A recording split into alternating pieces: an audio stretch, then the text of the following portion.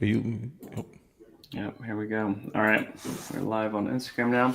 All right, happy Friday, 10 a.m. in Seattle, rainy day. Mariners have lost two in a row. Complete sadness, but that's all good.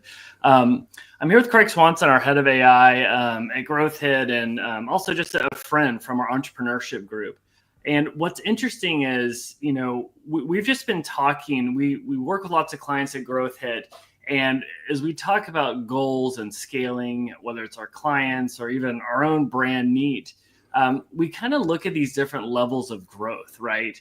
Hey, did we, get traction, product market fit, get to six figures? Did we scale to seven figures, hit 83K a month, right? That's kind of like an iconic number. And then it's like you hit seven figures, and then the next milestone ahead is this kind of 8-figure mark, right? Hitting 10 million plus. And what's been interesting is we've started to like connect the dots on these different types of companies.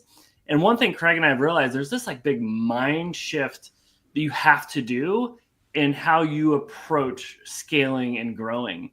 So we wanted to kind of talk about it. It was a little bit of a forcing function. But Craig, maybe we could just give a very brief background on like our context coming into this conversation. right. Because one of the things If we were you want to talking about say is just that. like we've both been coaching in this space, just kind of like outside of the agency for years. Mhm.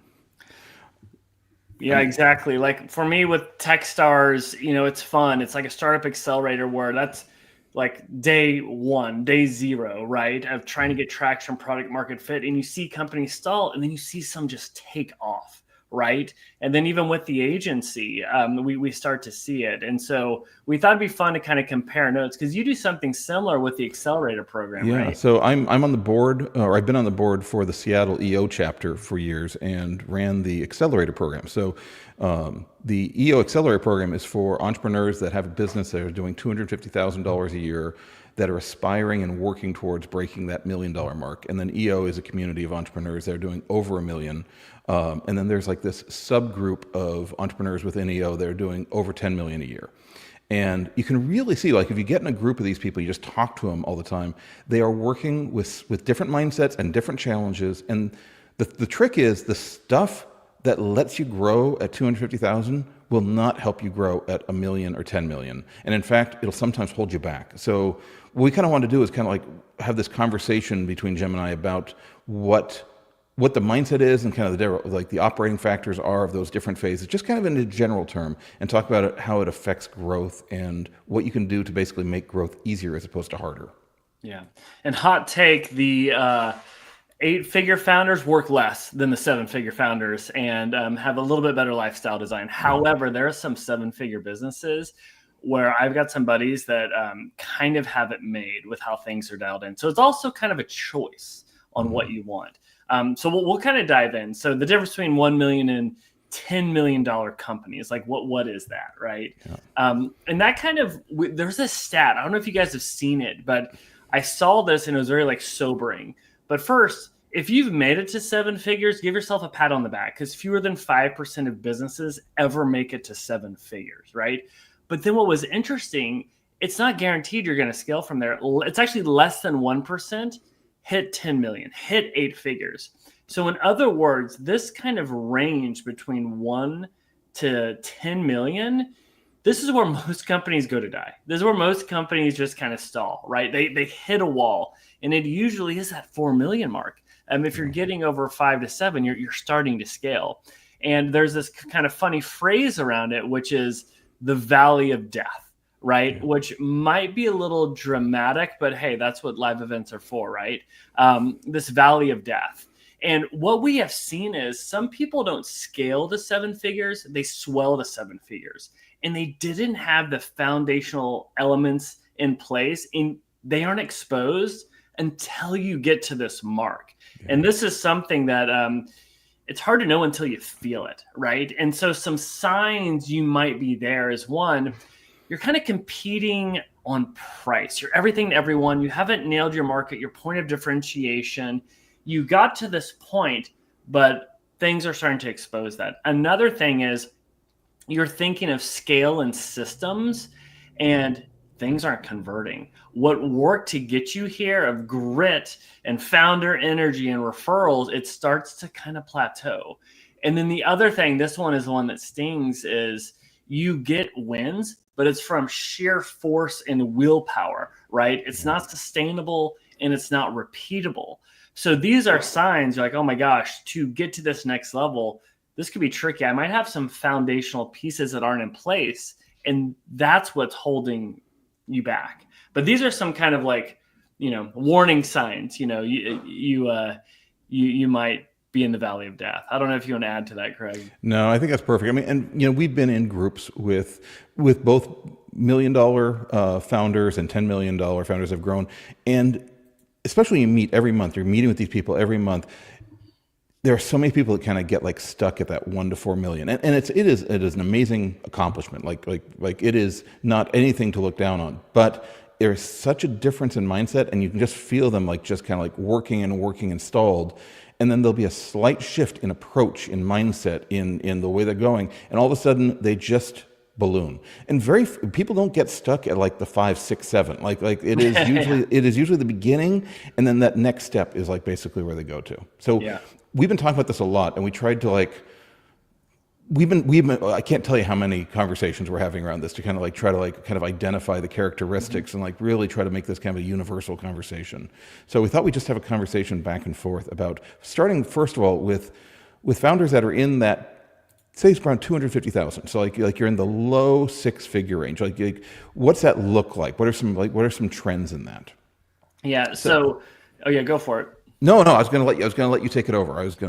Yeah, usually like your team, it's kind of you. Maybe you have co-founders, and you're cobbling together part-time help. You might be saying you have a team and employees.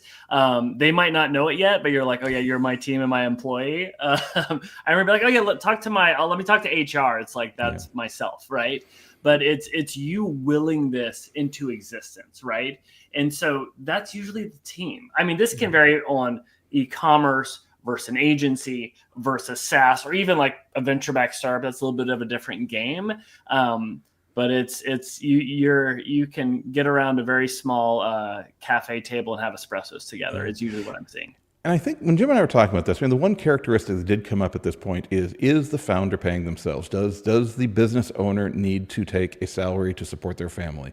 And this happens both ways. But if you're at about $250,000 and you need money to support your family or pay your bills, probably there's not a lot of room for being able to hire another employee. So we do really rely on part-time help, and it's very, very founder-led. Yeah. If you are going around a second time and maybe you have a little bit of resources, you can be at this place and be a little bit more sophisticated, but you're still kind of in this place of having a really lightweight team. If any team, it's basically you and some people that you're paying just on part-time, maybe a part-time CPA, and depending on what you're doing, just these different roles that you try to fill on an as-needed basis. Yeah. And then sales is, Jim? Yeah, I mean, really, this is like founder energy, right? Founder mode. I feel like founder-led sales, willing things into existence. If you're like a service business or a SaaS, it's your network, it's your hustle, it's your outreach. Even for our agency, I used to go to job boards and try and bait and switch people to hire us. For our e-commerce brand, I'm like sliding into DMs, trying to get sales done. And you're just trying to figure it out. You're not even really thinking through scale. You're thinking through sale. You're just like, can I make this happen, right? And then you can start to think about unit economics and margins, right? So you're kind of willing this into existence. Absolutely. There's this classic startup saying, which is basically when you're starting, do things that don't scale. So basically when you are working early, we're not focused on scale. We're just working on just trying to figure out what works in this market.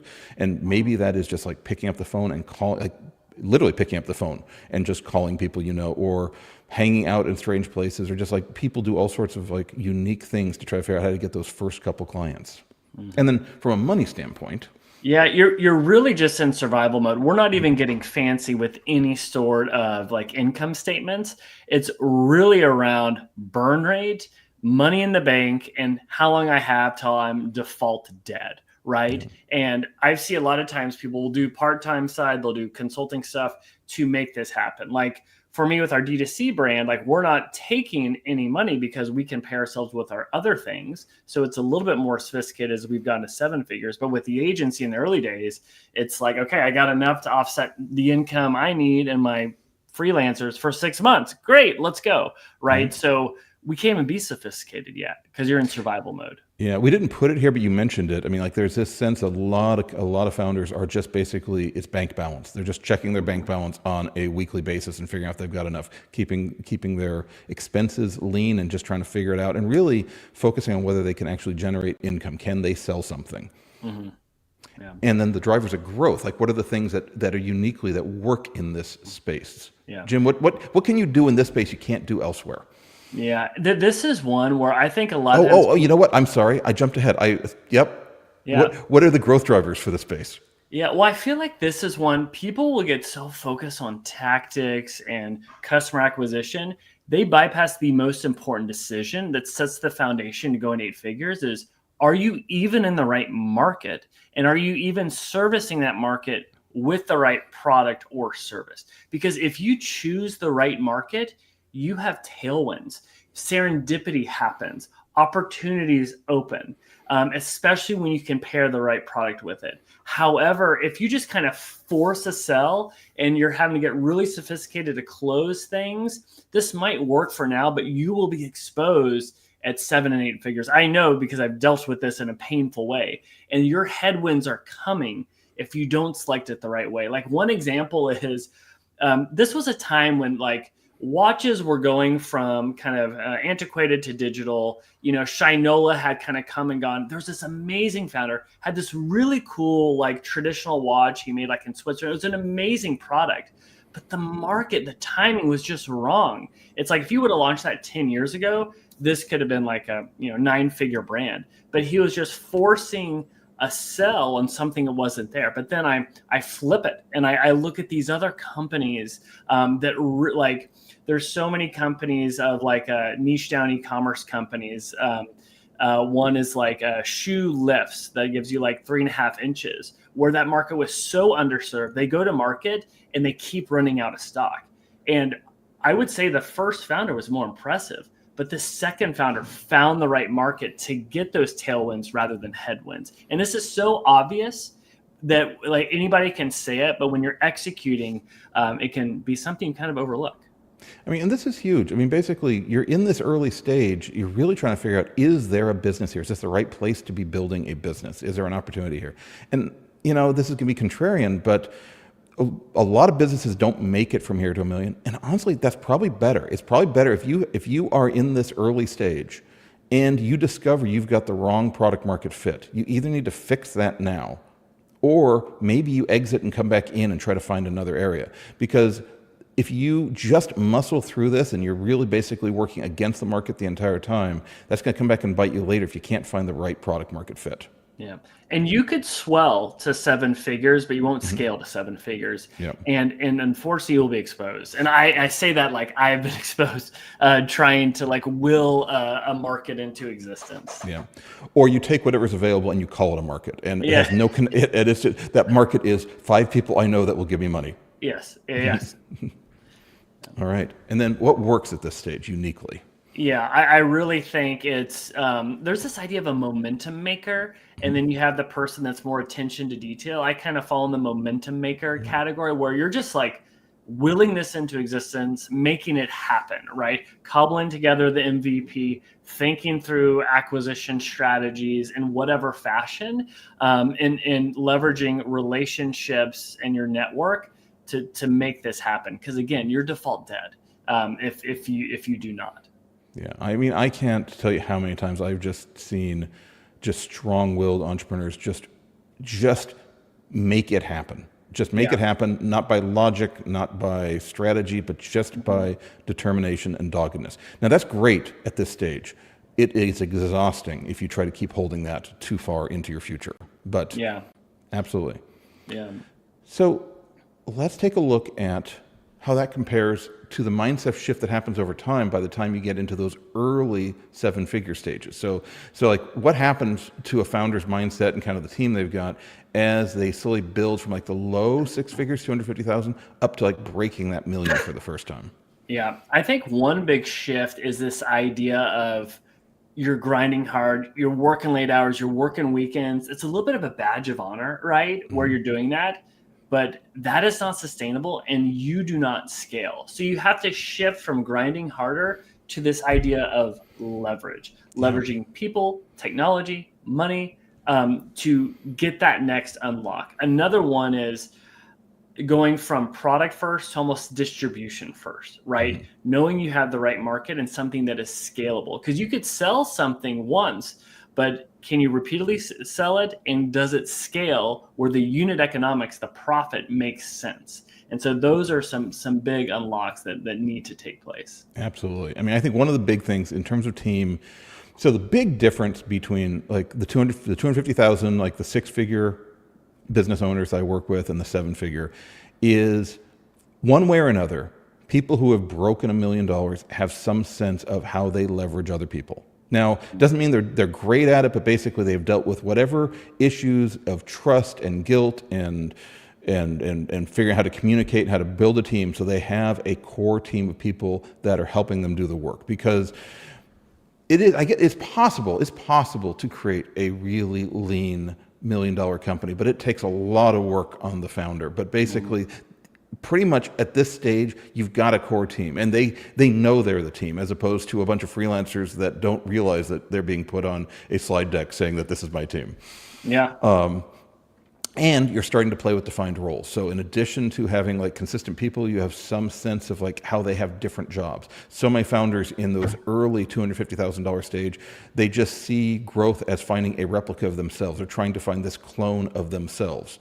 And they find that that's almost impossible. And so they end up building a team that has people that are better than them in certain areas. And they are starting to learn how to allow those team members to carry the ball and how to really work with it. Oh my gosh. For me, that was my biggest unlock for because I could will it to like high six figures, but things were breaking and my weaknesses were being exposed. And by getting lucky and finding people that fit that gap was huge. So trying to have self-awareness of where you're strong and where you're weak. The other big part of that for us was Traction, the book Traction, EOS, Entrepreneur Operating System, a true system to run your company where you have a potential leadership team where you can not just, delegate tasks, but delegate an outcome, right? Yeah. And so for me, that was a big one. Absolutely. And for me, like the transformative moment for me was when I really started to lean in and trust somebody and got away from thinking that I needed a replica of myself. And I started finding someone that actually loved doing some of the stuff that I hated doing. Mm-hmm. And she was like this first like hire that really started to change my relationship with how you build a team and how you can like bring people with different talents together and be able to provide something that they don't have and get something from them that I don't have and really start to build something that's not just leveraging on me. Yeah. Sales. So sales goes through a transformation at some point. Maybe it's in, just as you're crossing over to $1 million, but at some point, you've got to build out repeatable sales and marketing systems. That doesn't mean they're good. And it doesn't mean that they're leveraged, but at some point between these low six figures and like just crossing over into the early seven figures, you've figured out stuff that you can do on a repeatable basis that creates some type of result. Yeah. And so, for example, on the e-commerce side, like with Neat, we really started to understand paid acquisition on Meta, Instagram, and Google. And we could do that in a way where the unit economics made sense. It was profitable. I'll get to money in a second on how we pulled that off, but it was really just one channel that we could ride to seven figures. On the back of our agency Growth Hit, we could figure out, like in the early days, it was like, oh, are we going to get a referral this week or not? And then it was getting more predictable with like, oh, okay, if we do cold outreach, if we start to do paid acquisition, we're getting a feel for, hey, we can spend 150, $300 for a lead, and that will become fruitful. And so knowing that you have this engine that you can fuel for acquisition is very key at this phase. Again, will it scale to eight figures? Is it profitable? You're still iterating to figure that out. And that kind of leads to money. So go ahead. Yeah, I think the idea here is not that you've mastered sales and marketing at this early stage of seven figures, but that you have it as a role within the company and you have an understanding of some things that work or some beliefs around what works. And it's usually like one channel or one or two channels or one or two mechanisms, whether it's speaking at a local community group that a lot of your customers are at, or it is some type of localized advertising, or it is some type of referral system. Whatever it is, every entrepreneur kind of cobbles together their own solutions. And that is what they were learning in the earlier stage of their six figures, is basically as they were trying to figure out what works, they kind of hit on a couple things that work, and they find that they've got something that is at least somewhat repeatable. And then money. Yeah, now we're getting a little more sophisticated. Before it was burn rate and survival. Now we have a P&L. We actually are starting to understand gross margin and profit margin. But more important than that, to take that a level further, the ones that really nail this and set themselves up for 8 figures is you start to understand how cash moves through your business, so you can either reinvest in growth without outside capital or leverage or other kind of risky things.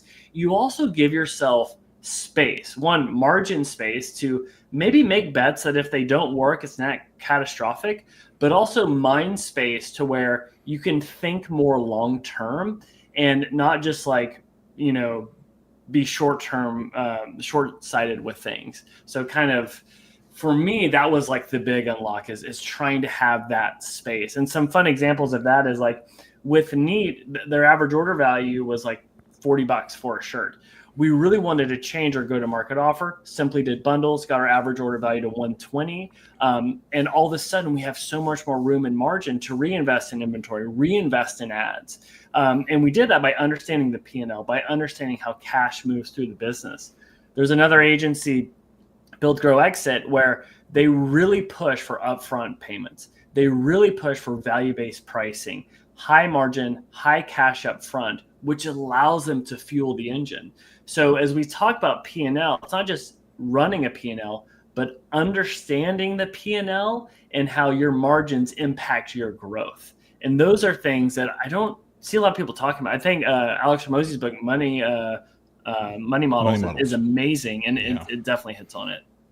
And actually, it kind of segues into kind of the growth driver at this stage for these businesses. So in the early 7-figure, they've just kind of like started to cross over that $1 million mark.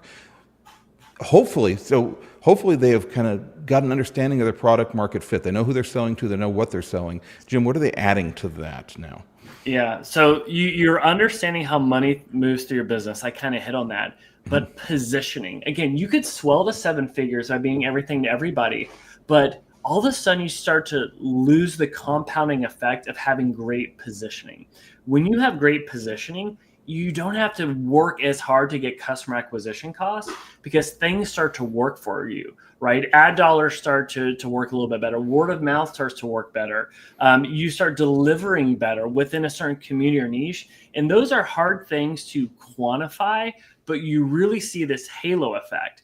And there's been so many examples around it, like with Turtle Travel, like for them to really understand, hey, we'd actually niched down to go bigger. So really understood, we only do products for this segment of like the nomad, the digital nomad, the world traveler. And they just owned it. And it really started to bloom. Like Build, Grow, Exit, they only work with thought leaders trying to do a service-based business. And when you really know your positioning, where you have like a mini monopoly, category dominance starts to emerge. And there's so many benefits from that. Because I see when people haven't nailed that, this is when you can get exposed at this phase. I love that. And in fact, this idea of like swelling a business to 7 figures as opposed to scaling to 7 figures.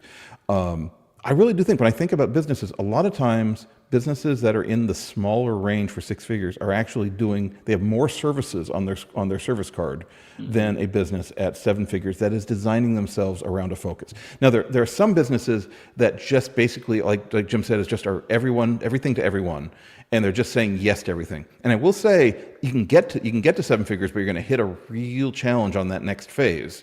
You create a real founder-based business where the founder basically is necessary for everything. You have to hire incredibly qualified people for everything because you need specialists in so many different areas.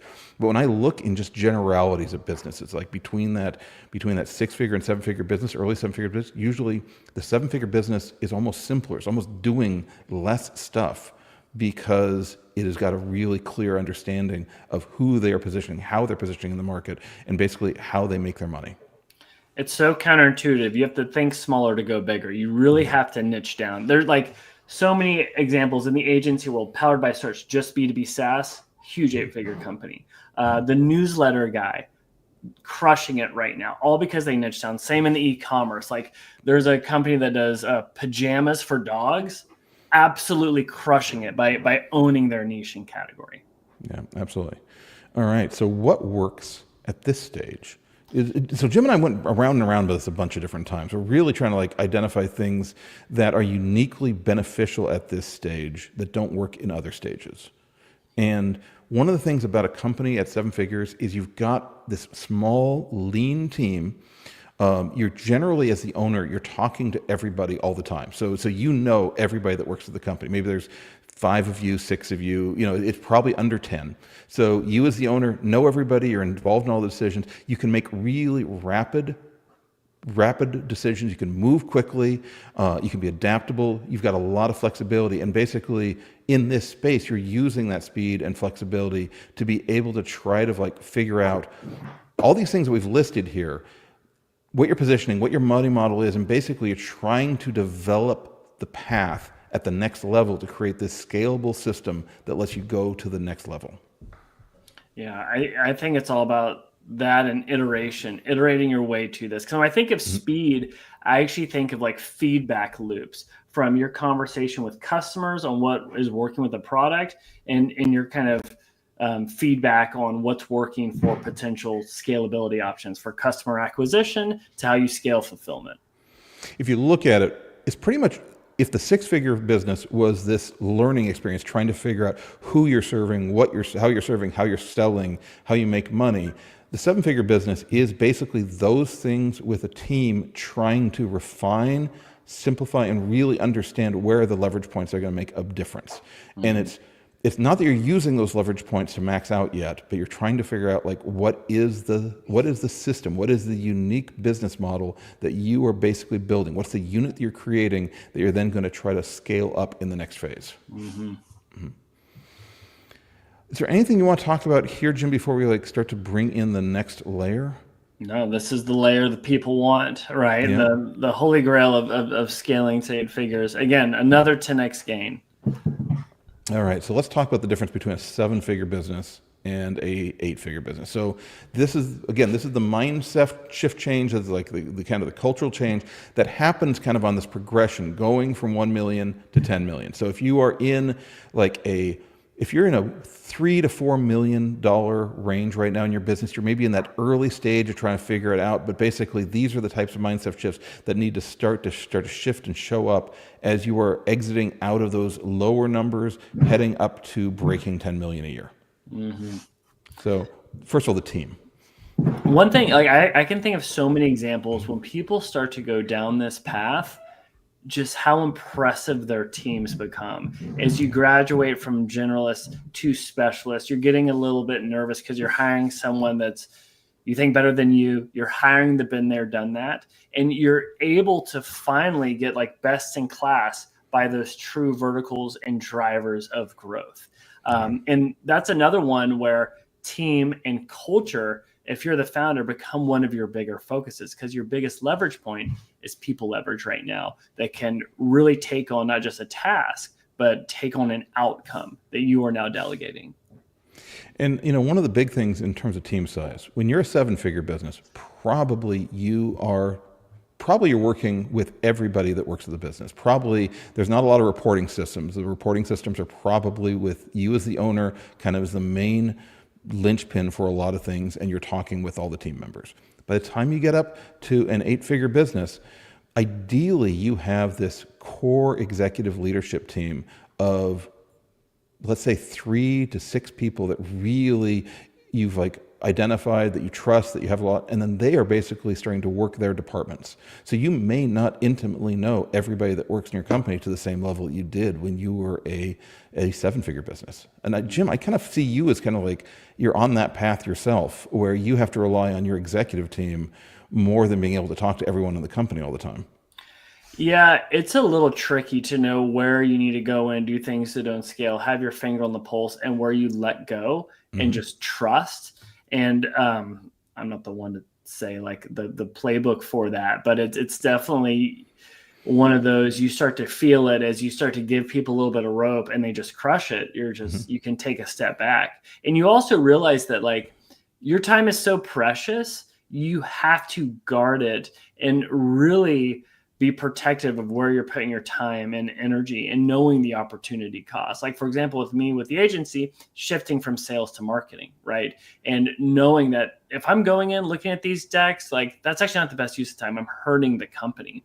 And I think a lot of times we don't look at our time on an hourly cost basis and what it can do for the company because you're stuck in that six-figure mindset of grind hard, work hard, stay up late, and you have to shift. And by the way, that's been the hardest thing for me, right? Because I would pride myself on the hours worked. And Craig, you actually gave me some good advice. I was like down in the dumps. I was like, man, I don't think I'm doing very well. Like, I don't know how I'd grade myself as a CEO or a leader right now. And you're like, you're asking the wrong question. Like, I would grade you based on your team and how they're performing. And like we've got an amazing team. So then I felt better and thought I was awesome. You do. But You create a lot of space for that, and it is. The thing is, at 10 figures, or excuse me, 10 figures, at 8 figures, when you're doing this type of volume, the strength of the company is often something that when there's a problem in the company, the owner can't fix it. The owner has to get other people to fix it, has to work with other people. Like you're reliant on other people. And that is both a negative when you are fighting it from a mindset standpoint, and then it becomes this amazing benefit. And Jim at the beginning mentioned, like when we think of the 8-figure business owners that we know, they tend to have more time than the 7-figure business owners. And it's not because they are not, I mean, they're working hard, but they're working in a very different way, and they are solving problems by finding the right people to solve the problems. They're not the ones throwing themselves on every problem. So they're more available. Often they're more available to their family or their friends on kind of like an as-needed basis. You run into fewer issues of them not being available because they've got a business commitment. yeah. So sales, let's talk about the difference in sales Yeah. between those. So at 7 figures, you're finding things that are repeatable, right? To get some sort of predictable income. Mhm. At 8 figures, you're thinking through scale. We'll talk about how money plays into that. But not only is it repeatable, but how hard can I push? When is it flatline? When is it plateau? Versus we can keep writing this thing. So scalable sales engines, and depending on the business model, this is where also like channel diversification, market diversification can come in. We're still focused on what we're delivering, but seeing where we can go. Example, there's one e-commerce company that was doing extremely well in the US. We started a plateau, but we're like, hey, can we run the same playbook in 5 other markets? And so we basically clone the website, we translate it. All of a sudden, we go from mid 7 figures to mid 8 figures on the back of that, right? Yeah. And so that's one that's a big unlock. Another one is like in the service space, like seeing people really start to. I'm getting into money a little bit, but changing from hourly pricing to value-based pricing to allow their sales engine to be more sustainable. Right. So the sales engine became sustainable because the way they package their product changed. Right. And so those are things to think through. Even right now, like with Growth Hit, we've got one channel that works quite well, but like we're seeing it's plateauing, so we're throwing on a couple others. Same with Neat, it's going well, but we're adding on new markets. We're adding on Amazon to uncover those scalable sales engines. Yeah, and I like to think of this as basically an engine. The difference between an engine and repeatable is the repeatable sales systems means you've got a sense of like what the mechanics you need to do are. When you've got an engine, you actually understand how a couple different key pieces work together, what the market needs, what you need to put in, and you know that if you put gas in, if you put energy into the system, be it additional employees, money, paid ad, it's going to get a predictable result. And when you look at companies at this stage, matter of fact, we're working with a company that is another agency that is trying to expand from, I think, a team of 3 core salespeople that are just book solid to really now as many people as they can hire, because they now have this engine. They understand how to convert bookings to conversations to clients. And now it's a matter of how many people can they put into those roles? How can they repeat the systems that are working as opposed to discovering and refining the systems? Yeah. And that's been an impressive one where the founder let go of sales and he is focused on that number one traffic source, which is the scalable sales engine. So graduating from one job to another to go from 7 to 8 figures. Yeah. And then from a money standpoint, this is where Jim and I kind of went back and forth on this. Jim, you want to like talk about this from your side? Yeah, I feel like at 7 figures, you're getting really good at knowing your margins. You run the business from your P&L, right? But when you start to go to 8 figures, when you start to scale, I think the P&L sometimes can be a little short-sighted, not as much as like just survival mode, but the balance sheet, we're starting to think more long-term rather than short-term, right? We're starting to think through investments. We're starting to think through planting seeds that will bear fruit later on, right? And so those are one. So it's like having strategic patience rather than tactical panic that you might have early on. And that comes because your money model's working. That comes because you have a little bit more space to think strategically and rationally and not emotionally. Yeah. And I think the idea here is that each one of these levels builds on the previous one for the most part. So that doesn't mean you are not paying attention to your P&L, but it means that you've really kind of mastered the P&L. And probably you probably have a controller or a bookkeeper or a CPA that is basically running that side of the business for you and with you. And now you're focusing on bigger investments. Where can you basically be laying the groundwork for next year's growth? What can you invest today to try to discover new scalable sales engines that you can use or new markets that you can test? Yeah. And then the growth driver at this point is a little bit different.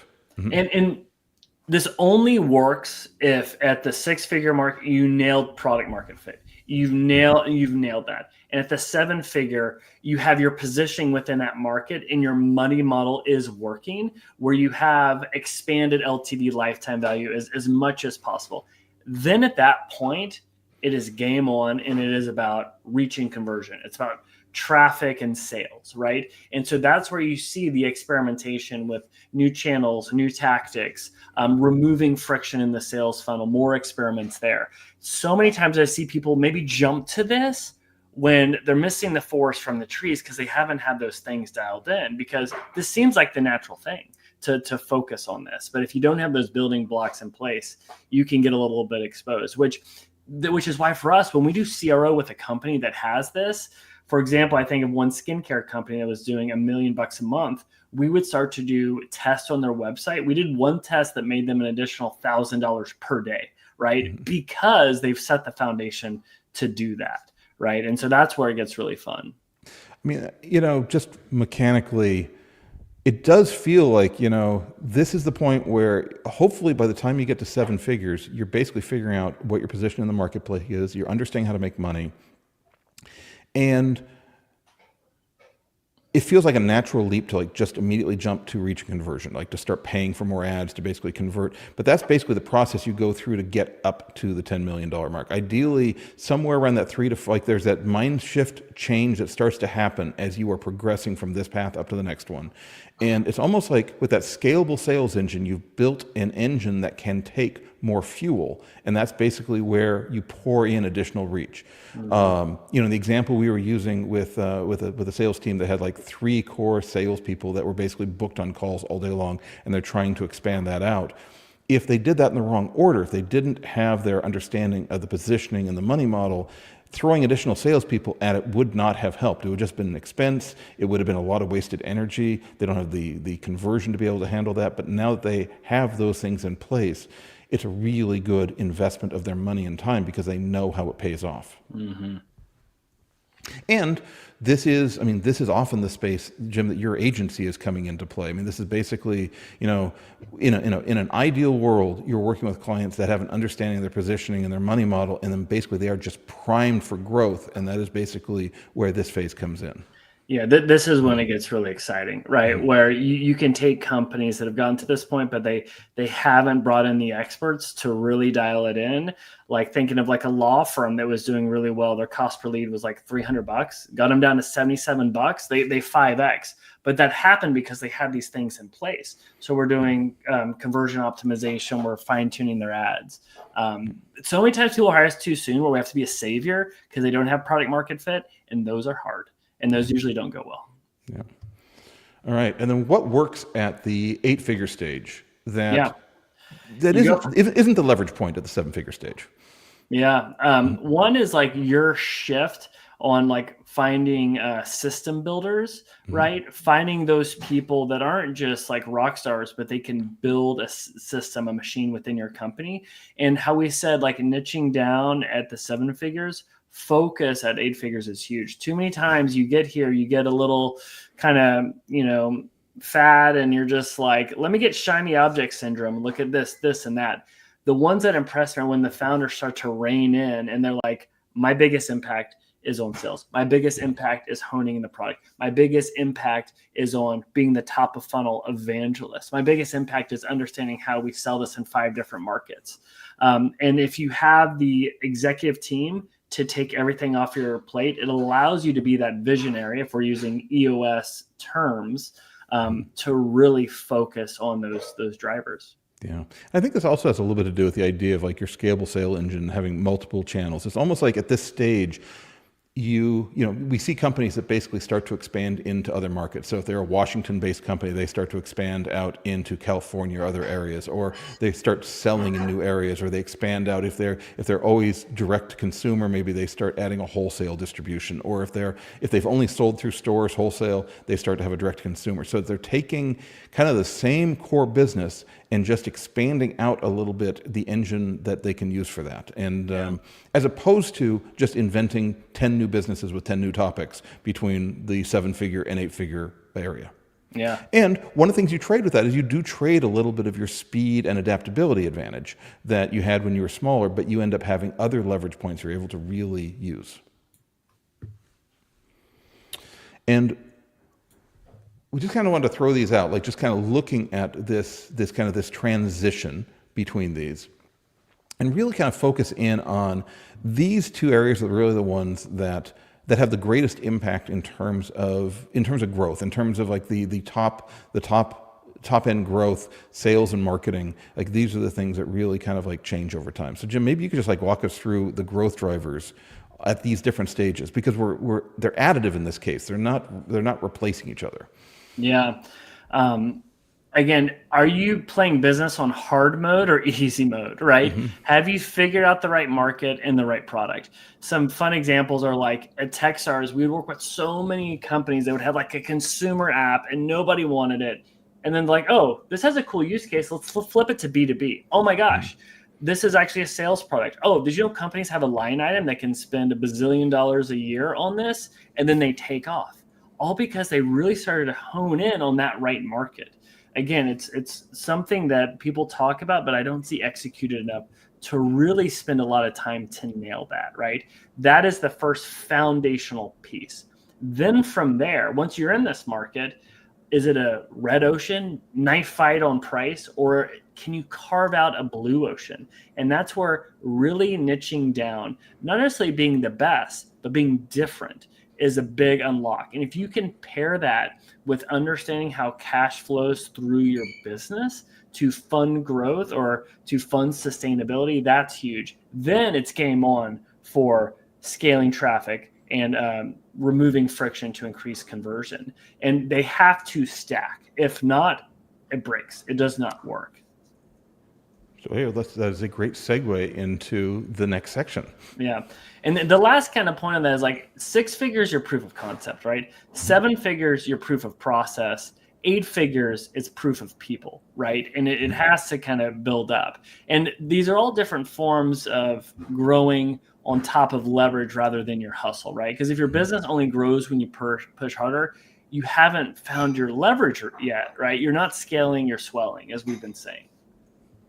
And so one thing Craig and I kind of hit on these different phases is we kind of tease around this idea of these leverage points, right? Every phase has these different leverage opportunities, from choosing the right market, choosing the right money model, right?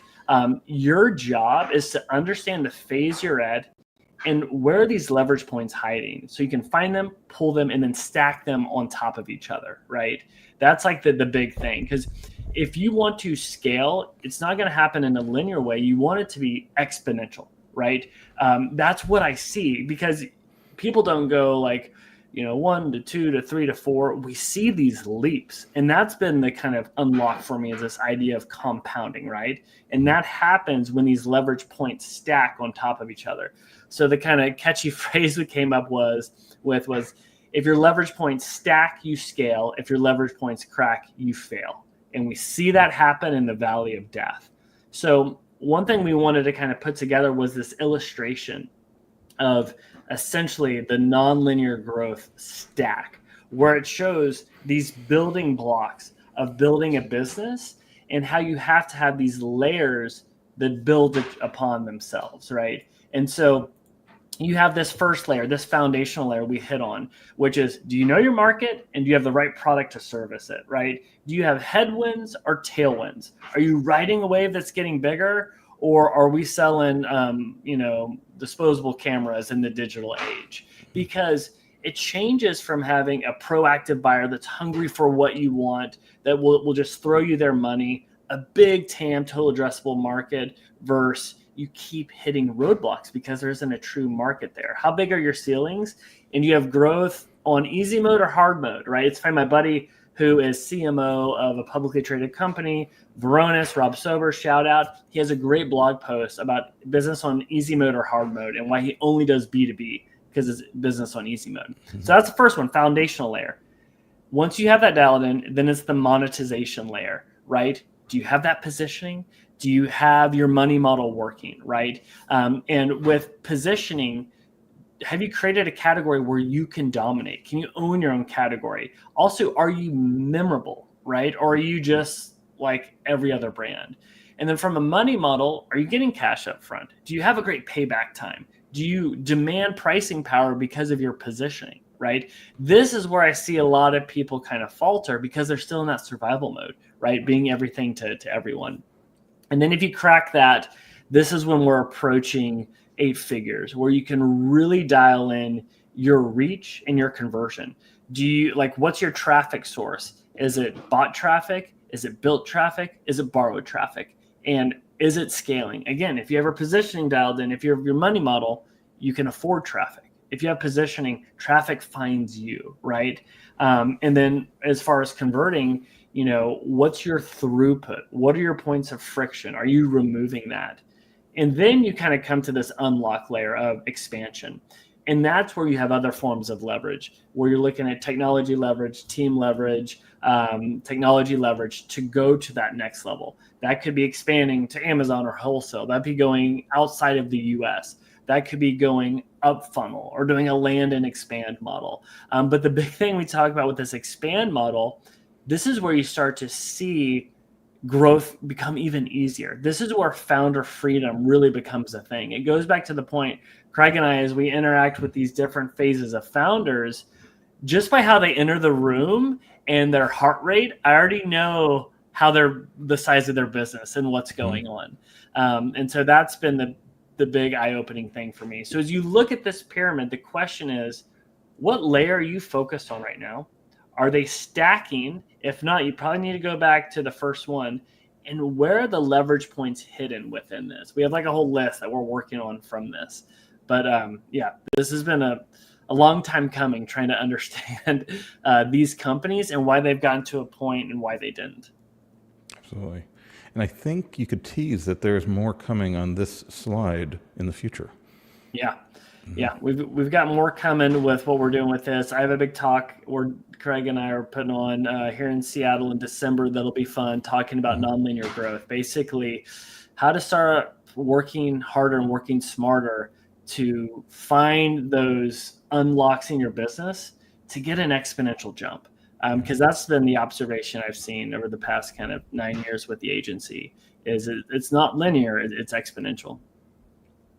All right.